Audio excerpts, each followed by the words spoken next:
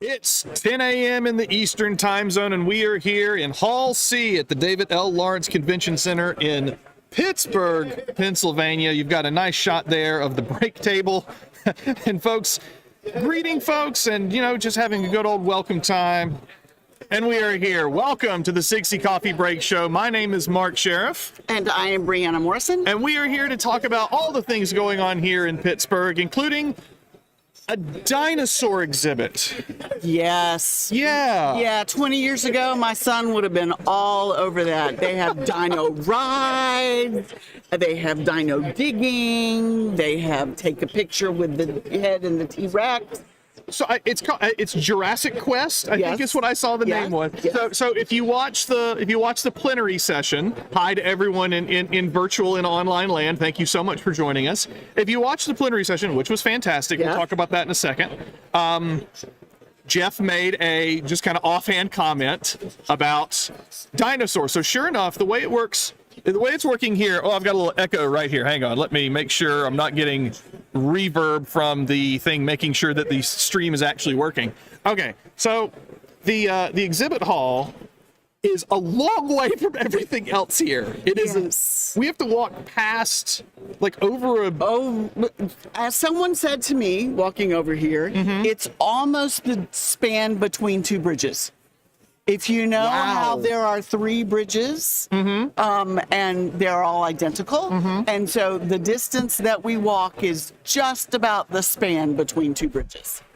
So the organizers are ensuring that while we are indoors, we are getting our exercise. That is our steps will be in. Yes, we are definitely getting our steps. So this walkway on one side is a completely empty exhibit hall. So we're in C, and so this is B, but in A.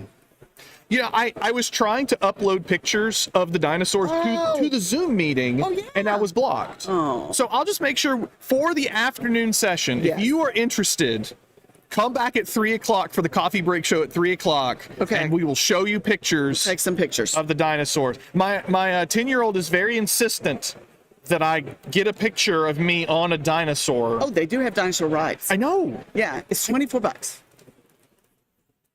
Wait, I have to pay? Yeah, you have to pay to get into the dinosaur exhibit. Jurassic Quest is money. Okay.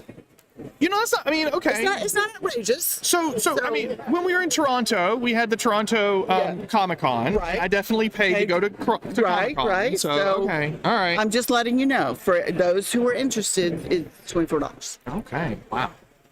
Well, we are so glad that you are joining us online either via hybrid, back in your hotel room because you didn't get up at the right time this morning, which I completely understand, particularly if you're coming from a very different time zone, or if you're just joining us from online land. We are so glad to have you with us.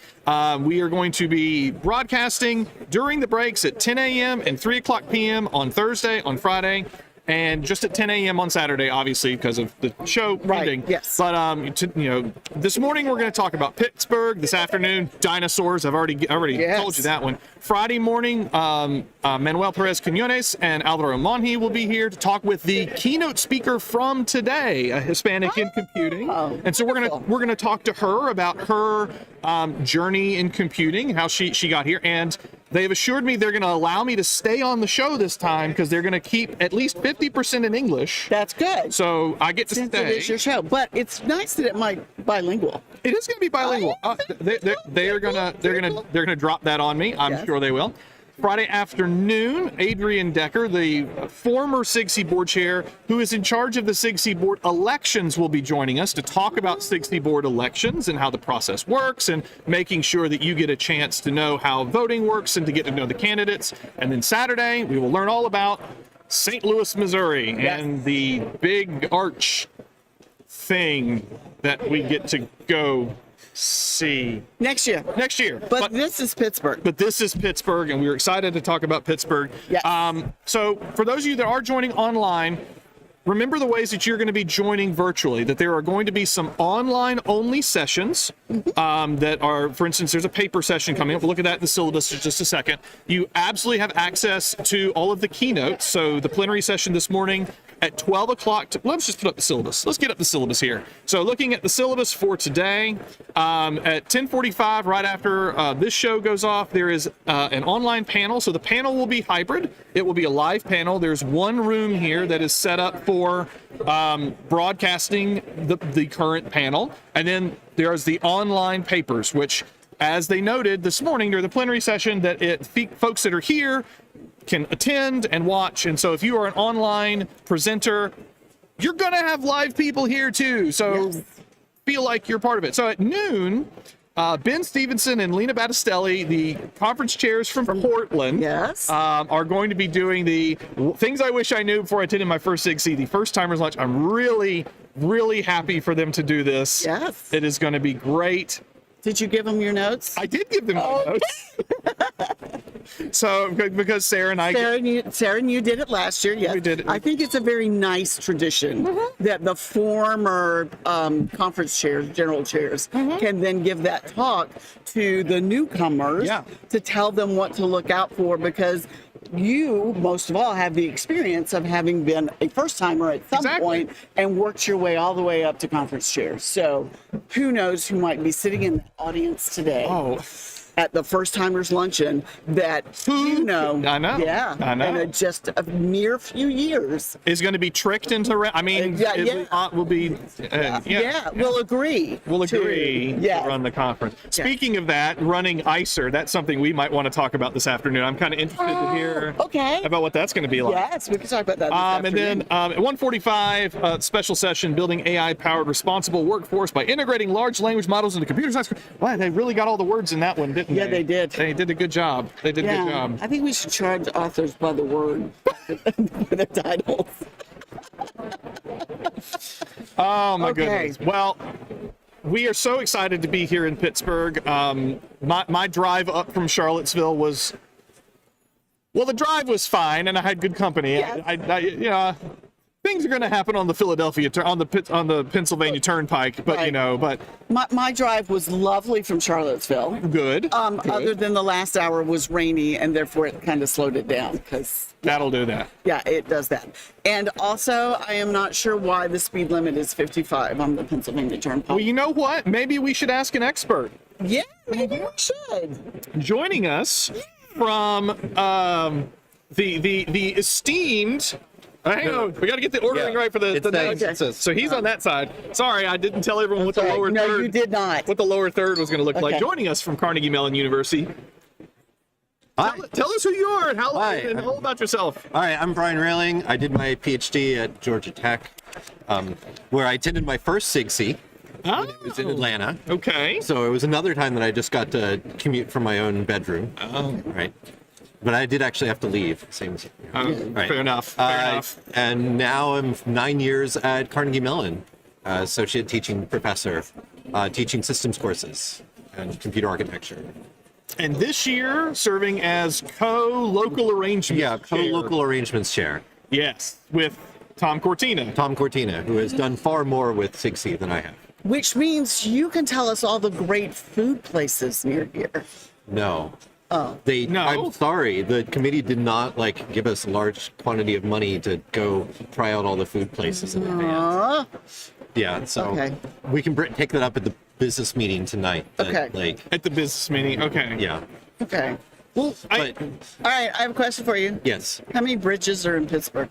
I don't know. A lot. I love it. What do you consider in Pittsburgh anyway? I don't know. I just got this fact from the Pittsburgh Convention Bureau. Yes. I don't know. 50s, 100s.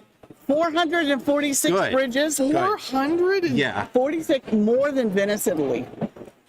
It's wonderful. I love it. And so we'll hold this up. So I still have hundreds of these, the stickers from 2020, which these are the cursed stickers. These are the ones that have COVID in the sticker bit. Yeah. And also these. And Portland's supposed to be the city of bridges. Not really here. No. I think Pittsburgh is the city of yes.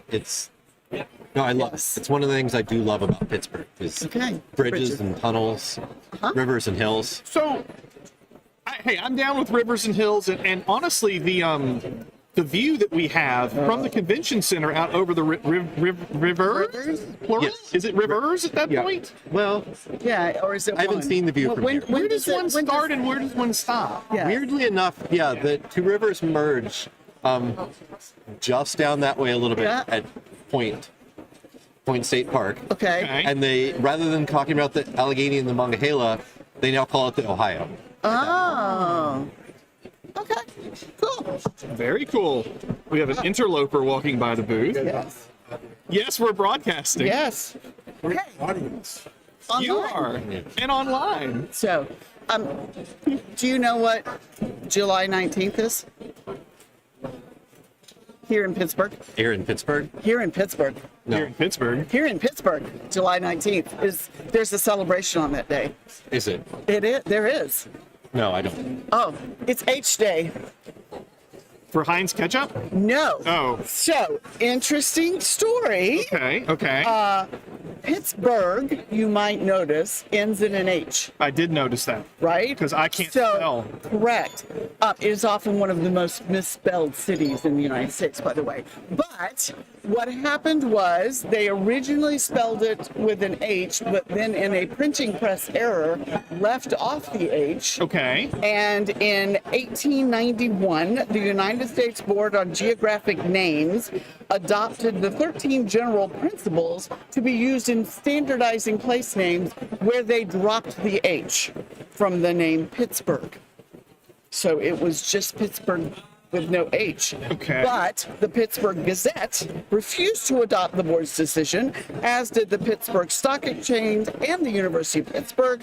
And then the board reversed its decision on July 19th, 1911. And thus, July 19th is now celebrated as H Day in Pittsburgh. There's your trivia fact. That is a wow. You did some homework. Deep dive. That's impressive. Glad you're doing your homework. Well, are there celebrations? Yes. I mean, do you walk around as like the giant letter H or something like that, like some sort of Sesame Street episode? I think on July 19th, everyone should run around stealing H's, kind of like stealing T's T's and- at Tech. So Brian and I were at Tech together. Yeah. towards the Okay. end. Oh, So, okay. Hence, I have to like get in that reference too. Yeah. So yeah, I got yeah. Okay. Okay, you want some food only in Pittsburgh? I mean, I do. I'm just trying to think. Can I name food that is Pittsburgh only? Like, do I have enough? Do you have enough deep? I mean, you've lived here, so what is something that's only Pittsburgh? Put fries on your sandwiches. Yes. I thought that was a British thing. That's like a Primanti Brothers. It's a Vermonti Brothers thing. Yeah. Like that's Yes. that's the first thing I That's the think first of. thing. You know what else y'all put fries on? Have you ever heard of a Pittsburgh salad? Put my fries on my salad? Yes. I'll happily do that too. It's called the Pittsburgh salad. They put fries Fries like, on their like croutons like- on top of the salad. Are they crispy fries? I mean, like, Yeah. if you, but if you, I mean, they're like normal French fries. They're not like specially done French fries. because I could imagine if they were, soggy, crinkle cut fries, that would just be. Oh no, no, they're like Well, regular. soggy French- crinkle cut fries are just wrong. Well, yes. Yeah. I mean, yes. Have you had potato patch fries? No. What's a potato patch fry? There's a place called Potato Patch, and, Okay. and they make some excellent fries here. in Okay. Pittsburgh. Is it walking That's what I know. distance? No. Oh. I think it's also only in the summer. At some summer carnival, something. Yeah, I don't know. Sorry. So 2 years ago, we were getting the poutine fries. Right now, it's fries on lettuce. Yeah, or sandwiches. Or sandwiches. Okay. Have you had a gobble-rito from Mad Mex? It's an entire Thanksgiving dinner in one burrito with a side of cranberry sauce. Are you kidding me? You should have sent me this ahead of time so I could have pictures ready to show things. I know. So, have you ever heard of Sarah's Candies? Yes. See, there you go. I have heard of them. Have you heard of the Don't they Pittsburgh? have their factory is a little to the north. I can know near it. Okay. Pittsburgh Pothole Filler. It's one of their candies. Okay. It's dark chocolate dunked popcorn. I really was sad. Now that I can- Ferris used to have like a tour, but they stopped. Oh. because of COVID, they never picked it back up. So I really wanted to take the tour of a chocolate factory. Have you ever heard of a gob? Welcome to our live broadcast. Have you ever heard of a gob? Yeah. All right. No. A gob? Okay. Fine. So I found this. Maybe we needed a different setup here. So I found this one wonderful. It's called a gob. A gob. A Okay. gob. Yes, it was invented because the coal miners needed a dessert that wouldn't fall apart and was easy to hold on to. And so the handheld gob, it's 2 small chocolate cakes with icing pressed between them. And only here in Pittsburgh, called a gob. Look at what you are learning here by being part of our show. What's the best ketchup in town? Heinz. Yes. But I knew that before I even lived So here. okay, all right. Is getting any other form of condiment kind of like the equivalent of trying to get a Pepsi in Atlanta? Like you just can't do it. I don't think it's quite that. You don't think so? I don't think it's quite that. But I do remember back when we were at Georgia Tech, I had a friend who, only preferred his Pepsi, and like, basically, it was a quest. Yes. It's like, all right, I need to go get my Pepsi. It's like, all right, how far we're gonna have to leave campus? Well, yeah, because I'm Fine. just the opposite. I'm a Coke girl, and so every time we go to places and the contracts with Pepsi, I'm very sad. But I like this. No, I do not. Oh, okay. No. So yeah. Sorry, outvoted. Those of us from Georgia are very I'm not from Georgia, but okay. Yeah, we get committed to our sodas pop. Sodas pop. Yeah, whatever you would call it. Is that like attorneys general? Yeah. Sodas pop. Sodas pop. Yes. Soda/pop. Yes. Do you know anything that was invented in Pittsburgh? The first. Hang on. No. The first heart transplant. Was it? I did not know that. I thought I heard that on a podcast. And I was just hoping I was guessing it right. I don't know. That's not on my list, but Okay. it might be. All right. So, the Ferris wheel. Oh, okay. yes, Tom wanted me to talk about the Ferris wheel. Okay. Is there a famous Ferris wheel here in town? Well, no. So George Ferris basically was living here when he proposed doing the Ferris wheel at the Chicago exhibition. And so the first Ferris wheel was here. well, no, it was in Chicago. It was But built, invented but like, by it was George been- Ferris. yeah. That was from here. Yeah. The Zippo lighter. Yes. Yeah. So, pre-cell phones at concerts, you had to have a Zippo lighter. Okay. Yes. So, yeah, I'm dating. Yes. And commercial radio. By commercial radio, do you mean just like AM, FM? Or I mean, yeah, like CB radio? Yeah, well, I think it's AM FM, as in it was invented by someone at CMU with the concept of we could create stations that were on different places on the dial and people could dial in. So like the concept of commercial radio, not like the first commercial radio station, but the concept of commercial radio. So there you go. Okay. Things that were done in Wow. Pittsburgh. So Glad you did our research. you're welcome. Hey, you know what? This is why he invites me. One of many reasons. One of many reasons hanging out at UVA. So, what is it? I mean, you said Tom did a lot of work too. But what was it like getting everything ready for everyone to get here? Like, what did you do for like local arrangements? What sort of role does that take on? The local arrangements is just sort of really just like contact your liaison that's here. So if they need it, then like we can be called upon. The most active stuff is the put together the nice long list on the SIGCSE website of like here's the places to go to and such. I'm also trying to help recruit student volunteers locally. Okay. Are there a lot of CMU students here, Pitt students who are? Well, I was going to say, so how many colleges and or universities are in this general vicinity that you can recruit from? Oh, it's a really interesting. So for my drive, Yes. I drive by Duquesne, Okay. then it's either Carlo or Chatham, Okay. then it's Pitt, Okay. then it's CMU, then it's the other one. And they're all like all universities or colleges that are all like Lined up. lined up. Interesting. Are there other major? I actually didn't know. I mean, I should have known Duquesne was here, but Yeah, it was actually Fort Duquesne. That's what Pittsburgh's original name is, Fort Duquesne. It makes sense. So, Are there other universities I'm not thinking of? Well, that's why I was just going through. Like, Yeah. Okay. Yeah. I mean, farther out, then you would have like Grove City and Roger Morris, or two other colleges and universities just in the area. well, if you're close to Grove City, then that must mean you're near Slippery Rock too. Yeah. Yeah. And you're gonna go, why do you know that, Brianna? Yeah. How do you know that, Brianna? Yeah, well, so, because my husband used to work for a company that was based in Grove City, and he often would stay in Slippery Rock, and then we always talked about Slippery Rock University because that just was an interesting name to me because I'm a bit sophomoric sometimes. And yes, and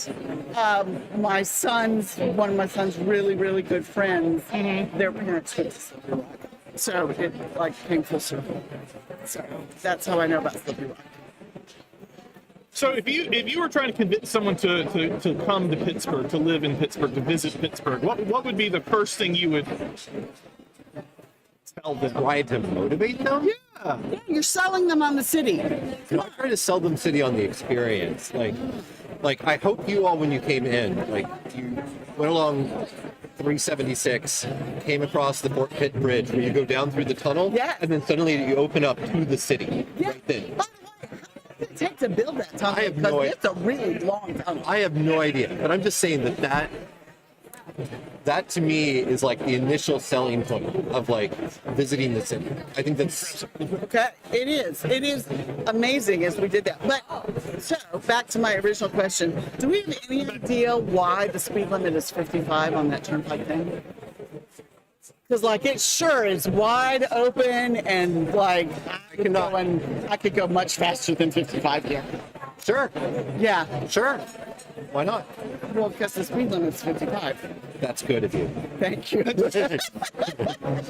All right, here's my weird Pennsylvania driving thing. There are very insistent signs whenever you enter a roadwork area that you must have your headlights on or you'll get ticketed. And the times I've driven through Pennsylvania with my wife, Mark's turn on the lights, turn on the lights. I'm like, oh, they're not going to ticket me. Is that a thing? I don't know these days. Okay. Like Yeah. I don't really know on that one. Okay. It's the same as like But it it's the starts, law. you know, like it starts raining and you're like, you should turn on your lights. Well, that's just so that people can see you. I don't have a problem with that. But when it's like, But I'm just saying, there are plenty of people that don't even do that. So, but my guess is if you're in a construction zone, they're obviously trying to protect the workers in the construction zone. Yeah. And so by you having to acknowledge and turn on your headlights, perhaps it's a cognitive thing that will then make you more aware. I mean, from a theoretical perspective, it makes perfect sense to me. It was just like, those are some intense signs, at least in my opinion. I think you're right. I think it's more of a, just like you're trying to get a verbal acknowledgement. You're trying to get an active, like, okay, you have made recognition that you are now in a construction center. Yeah. So, the keynote today. Yes. Switching gears. Did you get to watch the keynote this morning? Most of which, yes. I felt like I wanted to be properly responsible and be here in a timely manner. Well, there you go. Oh, so you ducked out to make I it ducked here. out to get here. So for you, I missed part. Well, I appreciate that. I did have it streaming live here for people on the floor. Initial reactions. I like stars. So it's always hard when you have someone who is so distinguished in their career and has done so many different things, and they're trying to pinpoint examples, right? And I'm more of a, I'd like to see the whole broad, but there's no time for that. Oh, no. Yeah. So it's like, yes. So, but I think we can all resonate with the topic. Yes. Right? Yes, is that we would all love for things to be more human-centered. There was a quote that was dropped into the chat that was really that was great. I want AI to do the laundry and dishes so I can do the art versus the other, and that really hit me because I definitely have seen. I mean, I rarely use AI. And this is not because I have any personal opinion either way. It's just, it's not in my personal workflow. But for instance, I have a colleague that I'm co-teaching with who loves to create just random art things for his slides. And admittedly, we're teaching a pretty random class on vampires and video games. So he's constantly like, show me a picture of a vampire in a video game. Like, that's not something you're just going to Google for. Right. I mean, you could, but you're going to get the same vampire over and over and over and over. And so, you know, he is constantly using it for generating art that I know I could never do. But then again, it's such a one-off thing. It's this weird, for me, Yeah. the quote still hit me really hard, but I'm still in a place where it's like, that's not art. It's like, that's like, I don't know how to put it. It's like popcorn art. It's like Right. it's throwaway art. I'm putting it on a slide for one class. Right. And so, am I the bad person? You know, I don't know. So, yeah, to me, that's like no different than searching through Google Images or clip art or something else. It's just another way to find something that you're using to make your point of view, you know, real estate or that sort of thing. So I will admit, I use it for really bizarre things. Okay, such as? User Experience Committee that I'm on decided to do a Valentine's Day scavenger hunt. And so we were like, what should we put on the little hearts that we're going to hide around the building? And so I went to ChatGPT and said, give me some, you know, Valentine's saying that it revolve around computing. You're the one that did this. I am. Oh, those were some weird Valentines. Yes, they are. So it's really, and it gave me really stupid things like you light up my interface. Yeah. You know. Yeah. You are the power switch to my heart. Yes, exactly. You know, absolutely. But again, it's those one-off things that were just stupid that we're going to be throwaway. It's not for any, you know, serious consumption. So yeah. Some of my TAs some of the TAs at CMU have done that in the past, of like made Valentine's themed based on the different courses, based on the professors. Yeah. You know. Yeah. So the network professor would be, you're like up my interface. Right. And so, like I said, so it's always just when I have a bizarre question that I want to spend no time on whatsoever, then I can just say, give me this. No, I used it for the first concrete bit of thing recently in a sort of the way it was, we think of it, shoot, I need to go write Python that's going to do some bit of processing of files. And I'm just like, you know, it's going to take me several hours to remember the syntax of this. But now I'm just going to ask it, because like I know how to do it, but I don't want to remember how to have to do it. You know, And waste, yeah. I will admit I did that too. Yes. When I needed a script for something, I was like, I don't want to have to go remembering. I don't want to have to debug. And if I just ask ChatGPT within, you know, one or two edits, I can get it to do exactly what it is I want it to do. And sure enough, it spit it out, and sure enough, it did not work. And sure enough, I had to make a couple edits. But once I had the outline, I knew enough to be able. And that's what I think is the difficult part, is that when you're teaching novices, they don't have that understanding to be able to do those one or two edits, and then they're stuck, right? And we have to get them, you know, it's kind of like, could AI read a story to you? Absolutely. But are you going to have it do it to it all the time so that you can't read it all? Then where would you be? reading used to be really more of a listening thing anyway. Right. Yeah. So, but that was the idea. So, but that's my problem with it. Yes. In 2 minutes. 2 minutes. There's my summary. There you go. Well, if you want to learn more about AI and all the other things going on, remember that there is the Building AI-Powered Responsible Workforce by integrating large language models into computer science curriculum special panel session. Yes. Yes, there's all sorts of fun and exciting things going on right there. And I'll put a plug in for the 1045 one. Yeah. Because this is Margaret Burnett's work, and you know she came to talk at UVA. All right. Yeah. It's actually really cool how they have flipped this whole inclusive design stuff into the entire CS curriculum without it taking up way too much time or effort. So if you know the term gender mag, that's what we're talking about here, and that's what you can see. That panel will be hybrid, so you'll be able to see it. The Zoom link is in your email, so please make sure that you're checking the email that you signed up for the conference with, so that you will get the email every morning from the hybrid chairs with the listing of all of the available sessions that you can go to and how all that is going to work. Thank you so much for joining us. Do you have any parting Pittsburghite?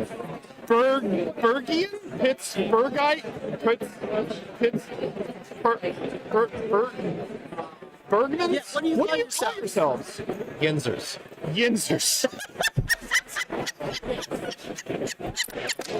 Okay, that one didn't come up in the research. All right, you win. You win on that one. You win on that one. So during our talk here, we were handed a note. Yes. I know it's kind of like breaking news, but this is, I'm gonna hold it up so you can see it, just like that. So SIGCSE Reads, this is the 10th anniversary for SIGCSE Reads this year. I know, isn't that crazy? So even if you are remote, you can still read a book. Or short story. Or is there a poem this year? There was a poem one year. Yeah, no, the short story was the one. I think it's this. New Science. No, that's the big book. It's the This year's short story. Excerpts from text of explanatory. Well, whatever. I'll hold it up for you there again. you go. So take a look at that. And you can participate from home. I don't believe there's any hybrid options for SIGCSE Reads, but I know that there is going to be some discussion about what SIGCSE Reads is going to keep doing into the future. Hold that up for this, because that's to nominate things for next year. Oh yeah, so if you know you're going to be here next year and you need to vote, what do you want to read next year? Yes. There's that QR code right there. I don't know if I have any immediate suggestions. So the book I always put out, which is not really computer science, but the book is Reality is Broken by Jane McGonigal.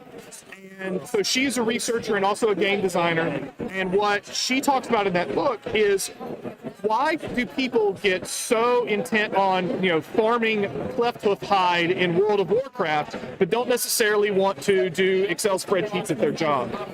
Because as someone who has farmed cleft hoof hide in World of Warcraft, there are equal levels of tedium involved in both of these. And so her discussion is how is reality broken? How is it that when we have work that we are doing in order to be, paid for our jobs, what is the intrinsic motivations that come across in gaming that make us do some things like that? And as you read through the book, he does get into ideas about how do we incorporate this. This is the foundations of the ideas of gamification. How do we incorporate this into other user-centered designs that we have in software to spark joy, to make people want to use these tools? It doesn't necessarily have to go so far as to be full-on gamified achievements, whole 9 yards, but we've all used programs where we're like, oh yeah, this feels good, and programs where it's like, why am I even looking at this horrible screen?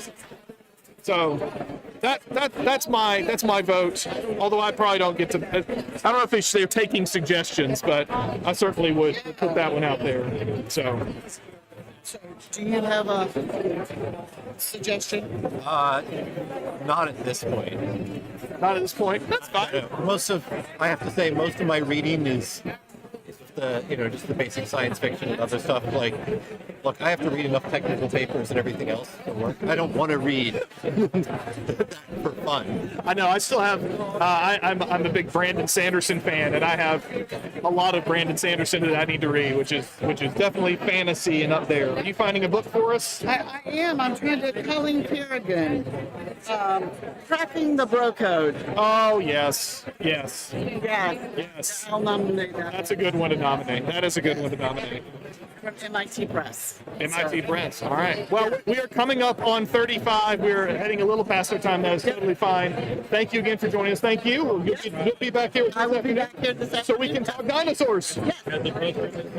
And thank you. There are wonderful dinosaurs here. Yes. Not even here, but like the Carnegie Natural History Museum has the type specimens for a number of different species.